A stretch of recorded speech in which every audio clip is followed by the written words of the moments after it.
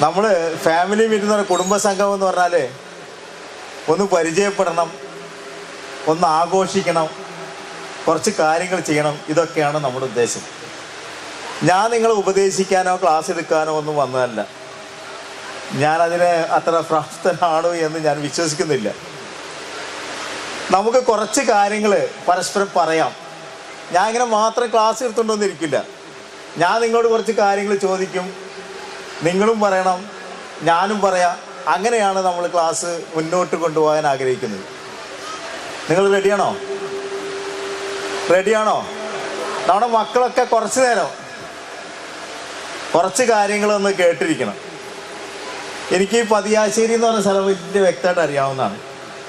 ഈ പതിയാശ്ശേരിക്കാർ എന്നെ കുറെ ഓടിച്ചിട്ടുണ്ട്.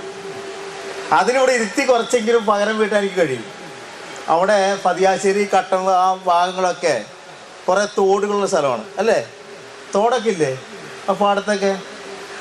എന്നും രാത്രി കാലങ്ങളിൽ ഫോൺ വിളി വരും സ്റ്റേഷനിലേക്ക്. ഞങ്ങൾക്ക് അവിടെ കുറച്ച് ആൾക്കാർ കൂടിയിരിപ്പുണ്ട്. രാത്രി ഒരു സ്ഥലത്തൊക്കെ പാടത്ത് കൂടി പോയി സ്ഥലത്ത് ഒരുമിച്ച് ഒരു ഷെഡൊക്കെ കെട്ടിയിരിക്കുകയെന്ന് പറയും. കേട്ടല്ലേ നിങ്ങൾ? പഴയ കാരണന്മാർക്കൊക്കെ അറിയാം, ഇപ്പോഴത്തെ പിള്ളേർക്ക് അറിയില്ല. ഇപ്പോഴത്തെ പിള്ളേർക്ക് അങ്ങനെ കളിക്കാനും സമയമില്ല, അവർക്ക് വീട്ടിൽ തന്നെ ഇരിക്കാനും സമയമുള്ളൂ. നമ്മുടെ പഴയ ആളുകൾ അവിടെ ഒരു തോടിൽ ഷെഡൊക്കെ ഇട്ടിരിക്കും. രാത്രി ഞങ്ങളെ വിളിക്കും. ഞങ്ങൾ വളരെ ബുദ്ധിമുട്ടി അവിടെ വന്നാലും അവർ ഓടിക്കളയും. തോടൊക്കെ ചാടി ഓടാൻ മിടുക്കന്മാരാണ് പതിയാശ്ശേരിക്കാർ. ഞാൻ പറഞ്ഞത് ശരിയാണോ? നിങ്ങൾ പത്രത്തിൽ വായിച്ചാൽ, ഞാൻ കുറ്റം പറയല്ല കേട്ടോ, അത് തുളുവാൻസ് കസിൻസ് വില്ലേജിൽ ആരും തന്നെ ഇല്ല. വില്ലേജ് ഞാൻ പറയുന്ന സംഭവത്തിൽ ആരുമില്ല. കേരളത്തിൽ എവിടെ ചീട്ടുകളി പിടിച്ചാലും അതിലൊരു പതിയാശ്ശേരി അഡ്രസ്സിലുള്ള മുസേ സുലൈമാനോ കസിൻസോ ഉസ്മാനോ ഉണ്ടാവും. ഇതിലാരുമില്ല. തുളുവാശ്ശേരി കസിൻ വില്ലേജിൽ ആരും ഉണ്ടാവില്ല. അവരൊന്നും ഇങ്ങനത്തെ പണിക്കൊന്നും പോവില്ല. അല്ലാത്ത കുറച്ച് ആളുകൾ ഇതിലുണ്ട്. എനിക്ക് വളരെ വ്യക്തമായിട്ട് അറിവുള്ള സ്ഥലമാണ് കേട്ടോ പതിയാശ്ശേരി. ഞാൻ സർവീസിലുള്ളപ്പോൾ ഇടയ്ക്ക് രാത്രിയും പകലും ഒക്കെ ഇഷ്ടം പോലെ വരുന്നതാണ്. നിങ്ങൾക്കറിയാം, അതിന് തൊട്ടടുത്ത് നല്ല കൊലപാതകങ്ങളും നടന്നിട്ടുണ്ട്. ഒരു വീട്ടിലൊരു ഒരു വയസ്സായ ഒരാൾ മരിച്ചു കിടന്നിരുന്നു തൊട്ടപ്പുറത്ത്. ആ സ്ഥലത്തിൻ്റെ പേരെന്താ പോയത്? അഞ്ചങ്ങാടി. അന്നൊക്കെ ഞാൻ അവിടെ തന്നെ ഉണ്ട്, അഞ്ചങ്ങാടിയിൽ. അപ്പോൾ എപ്പോഴും റൗണ്ട് ചെയ്യുമ്പോഴേ കാരണന്മാരായ ആളുകളുടെ മുഖമൊക്കെ ചിലപ്പോൾ എന്നെ പരിചയമുണ്ടെങ്കിൽ എനിക്ക് പരിചയമുള്ള കുറേ ആൾക്കാരുണ്ട് അവിടെ പതിയാശ്ശേരി. നല്ല ആൾക്കാരാട്ടോ പതിയാശ്ശേരിക്കാർ. അതുകൊണ്ട് എല്ലാവരും എഴുന്നേൽക്കാൻ കഴിയുന്ന എല്ലാവരും എഴുന്നേറ്റ്. വയസ്സായ കാരണന്മാരൊന്നും എഴുന്നേൽക്കണ്ട, എല്ലാത്തിനും ഒന്ന് എഴുന്നേറ്റേക്കാം.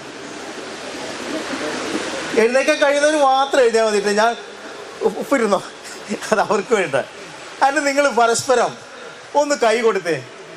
അത് കൈ കൊടുക്ക്. നിങ്ങൾ കൈ കൊടുക്കാന്ന് പറഞ്ഞാൽ അറിയില്ല, ഷെയ്ക്ക് ഹാൻഡ് ചെയ്. ഒന്ന് മുഖത്തേക്ക് ചിരിച്ചേ, ഒന്ന് മുഖത്തേക്ക് നന്നായിട്ട് ചിരിക്കും നോട്ടെ. എന്നിട്ട് ചിരിച്ചാൽ മാത്രം പോരാ മക്കളെ, അത് ചിരിക്കട കൈ കൊടുത്ത് ചിരിച്ചാൽ മാത്രം പോരാ. നിങ്ങളുടെ മുഖത്ത് തൊട്ടടുത്തുള്ള ആളെ കുറിച്ച് നല്ലൊരു അഭിപ്രായം പറയണം. നല്ല അഭിപ്രായം. ഷാള് നന്നായിട്ടുണ്ടെന്നോ ഷർട്ട് നന്നായിട്ടുണ്ടോ എന്ന് നല്ല അഭിപ്രായം പറഞ്ഞേ. പറയില്ല, എന്നുവെച്ചാൽ പറയാൻ മടിയാണ്. മറ്റുള്ളവരെ നല്ലതെന്ന് പറയാൻ നമുക്ക് മടിയാണ്. ഒന്ന് പറഞ്ഞു നോക്ക്. ഇനി അത് മാത്രമല്ല നിങ്ങൾ ചെയ്യേണ്ടത്, നിങ്ങളെ കുടുംബത്തിൽ ആരൊക്കെ ഉണ്ടെന്ന് ചോദിച്ചോ. കുറച്ച് സമയം ചോദിക്കും. മക്കൾ എന്ത് ചെയ്യണ് ഒന്ന് ചോദിച്ചോ. എന്തെങ്കിലും പരസ്പരം ചെയ്യുന്നു ചോദിച്ചോളൂ. ഇതൊക്കെ പറഞ്ഞതെന്തറിയോ, ഞാൻ എന്തെങ്കിലും പറഞ്ഞു തുടങ്ങിയാൽ നിങ്ങൾ സംസാരിക്കാൻ പാടില്ല. അതിനു മുമ്പൊക്കെ നിങ്ങളെ സംസാരം നിർത്തിയില്ല, ഉറപ്പാണ്. ഇനിയിപ്പോൾ നിങ്ങൾ എന്തോരം സംസാരിക്കാൻ പറഞ്ഞാലും അവസാനം നമ്മൾ പണ്ട് കാലത്തൊക്കെ മുസ്ലിയാക്കന്മാർ പറയുന്ന കഥയുണ്ട്, അതൊന്നും ഞാൻ പറയുന്നില്ല, നിർത്തൂല. എന്നാലും ഇരിക്കും.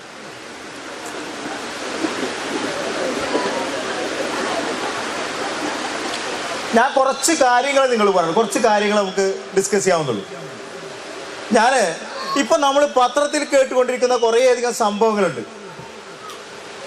ഇരിഞ്ഞാലക്കുടയിൽ അടുത്തൊരു കുടുംബം മുഴുവൻ ആത്മഹത്യ ചെയ്തു. ചന്ദ്രാപിനിയിൽ ഒരു +2 വിദ്യാർത്ഥി ആത്മഹത്യ ചെയ്തു. പിന്നെ വാടാനപ്പള്ളിയിൽ കഴിഞ്ഞൊരു നോമ്പ് കാലത്താണ് ഉമ്മയെ മകൻ വിറക് കൊള്ളി കൊണ്ട് അടിച്ച് കൊലപ്പെടുത്തി. കുറേയധികം സംഭവങ്ങൾ നമ്മളിങ്ങനെ പത്രത്തിലൂടെ കേട്ടുകൊണ്ടിരിക്കുന്നു. സ്കൂളിൽ പഠിക്കുന്ന കുട്ടികൾ, പത്തനംതിട്ടക്കാരനായ ഒരു 10ാം ക്ലാസ്സിൽ പഠിക്കുന്ന അഖിൽ എന്ന കുട്ടിയെ 4 സുഹൃത്തുക്കളാണ് വെട്ടിക്കൊന്നത്. എറണാകുളത്ത് അർജുൻ എന്ന് പറഞ്ഞ കുട്ടിയെ, സ്കൂളിൽ പഠിക്കുന്ന കുട്ടികളാ, ചതുപ്പിലേക്ക് അമഴ്ത്തി താഴ്ത്തിയിട്ട് കൊലപ്പെടുത്തി. ഇതൊക്കെ സ്കൂളിൽ നടക്കുന്ന സംഭവങ്ങൾ. കുടുംബങ്ങളിലാണെങ്കിലോ എന്നും എന്നും എന്നും എന്നും എന്നും എന്തെങ്കിലും കൊലപാതകങ്ങൾ, കൊലകൾ, വീടുകളിലാണെങ്കിൽ തല്ലും ബഹളവും, വിവാഹമോചനങ്ങൾ എല്ലാം നാട്ടിൽ നടന്നുകൊണ്ടിരിക്കും. എന്നും പത്രത്തിൽ അത് തന്നെ വാർത്തയുള്ളൂ. നമ്മളിന്ന് ചർച്ച ചെയ്യാൻ പോകുന്ന വിഷയം എന്ന് വെച്ചിട്ടുണ്ടെങ്കിൽ, നമ്മുടെ കുടുംബം എന്തുകൊണ്ട് ഇങ്ങനെ ആകുന്നു, എന്താണ് അതിന് കാരണം, നമ്മുടെ മക്കളെ നമുക്ക് രക്ഷപ്പെടുത്താൻ കഴിയുമോ എന്ന കാര്യങ്ങളാണ് നമ്മൾ ചർച്ച ചെയ്യാൻ പോകുന്നത്. നമ്മളിപ്പോൾ നാട്ടിൽ കേട്ടുകൊണ്ടിരിക്കുന്ന ഏറ്റവും വലിയ സംഗതിയാണ് ലഹരി എന്ന സംഗതിയെ കുറിച്ച് കേട്ടു. ലഹരി എന്താ? ലഹരി എന്ന് പറഞ്ഞാൽ നമ്മളൊരു സാധനം കഴിച്ചാൽ അത് നമ്മുടെ ശരീരത്തിൽ കടന്ന് നമ്മുടെ തലച്ചോറിലേക്ക് അത് വന്ന് അത് വീണ്ടും വീണ്ടും വീണ്ടും വേണമെന്നുള്ള ഒരു ആഗ്രഹത്തെയാണ്, ആസക്തിയെയാണ് നമ്മൾ ലഹരി എന്ന് പറയുന്നത്. അഡിക്ഷൻ എന്ന് പറയാം. നമ്മളെല്ലാവരും കേട്ടു, എല്ലാത്തിനും അഡിക്ഷൻ ഉണ്ടാവും. ചിലവർക്ക് ഫുട്ബോൾ കളിയിലാണ് അഡിക്ഷൻ, ചിലവർക്ക് വേറെ എന്തെങ്കിലും മൊബൈലിലായിരിക്കും അഡിക്ഷൻ, വേറെ ചിലർക്ക് മറ്റു പല കാര്യങ്ങളിലേക്ക് അഡിക്ഷൻ. എല്ലാവർക്കും ഉണ്ട് ആസക്തി. നമ്മൾ പറയുന്നത് എന്താണ് ഈ ലഹരി എന്തുകൊണ്ട് ഉണ്ടാകുന്നു, എങ്ങനെയാണ് നമുക്ക് ആവശ്യമില്ലാത്ത ലഹരിയെ ഒഴിവാക്കാം എന്നതിനെ കുറിച്ചൊക്കെ നമ്മൾ ചർച്ച നടത്തി. നമ്മളെ കുടുംബത്തിലെ നമ്മളെ മക്കളെ എങ്ങനെ രക്ഷപ്പെടുത്താം എന്നതിനെ കുറിച്ച് ചർച്ചയാണ്. അതെങ്ങനെയാ വെച്ചാൽ, ഞാൻ 32 വർഷത്തോളം പോലീസ് ഉണ്ടായിരുന്നു. 32 വർഷം. കുറേ കുട്ടികളും കുടുംബങ്ങളുമായിട്ടുള്ള ബന്ധം നിങ്ങളുമായിട്ട് ഒന്ന് പങ്കുവെക്കുക മാത്രമാണ് ഞാൻ ചെയ്യുന്നത്. നിങ്ങളുമായിട്ട് പങ്കുവെക്കുകയാണ് ചെയ്യുന്നത്. നമ്മൾ പറഞ്ഞത്, നമുക്ക് ഏറ്റവും നമ്മുടെ ശരീരത്തെക്കുറിച്ച് ചിന്തിച്ചാൽ, ശരീരത്തിൻ്റെ ഒരേ ഭാഗങ്ങളെക്കുറിച്ച് ചിന്തിച്ചാൽ നമ്മൾ അത്ഭുതപ്പെട്ടു പോകും. നമ്മുടെ തലച്ചോറ് എത്ര സുരക്ഷിതമായിട്ടാണ് അത് സംവിധാനിച്ചിരിക്കുന്നത് ചിന്തിച്ചാൽ തന്നെ നമ്മൾ ദൈവം തമ്പുരാനെ നമ്മൾ എന്നും സ്തുതിച്ചുകൊണ്ടേയിരിക്കുന്നതുകൊണ്ട്.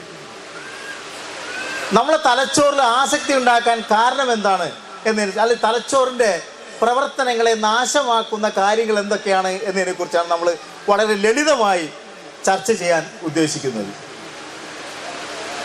നമ്മുടെ ഒന്നും കൂടി എഴുന്നേൽക്കാൻ പറ്റുമോ? ഒന്ന് എഴുന്നേറ്റ് എല്ലാവരും വെറുതെ ഇരുന്നോട്ട് എഴുന്നേറ്റ് കൈകാലുകൾക്ക് ഒന്ന് കുടഞ്ഞ്, കൈകാലിൽ കുടയും, കൈകാലുകൾ കുടഞ്ഞ് ഇരുന്നോളൂ. നമ്മൾക്ക് ഈ കൈകാലുകളൊക്കെ കുടയാൻ നമുക്ക് സാധിക്കുന്നത് നമ്മുടെ തലച്ചോറിൽ രാസവസ്തു ഉള്ളതുകൊണ്ടാണ്. തലച്ചോറിൽ രാസവസ്തു ഉണ്ട്. അതിൻ്റെ പേര് നിങ്ങൾ പഠിക്കേണ്ട, ഡോപ്പമിൻ എന്നാണ് അതിൻ്റെ പേര്. ഇതാണ് നമുക്ക് സന്തോഷം തരുന്നത്. നമ്മുടെ കൈകാലുകളെ ചലിപ്പിക്കാൻ കഴിയുന്നത് ഈ ഡോപ്പമിനുള്ള രാസവസ്തു ഉള്ളതുകൊണ്ടാണ്.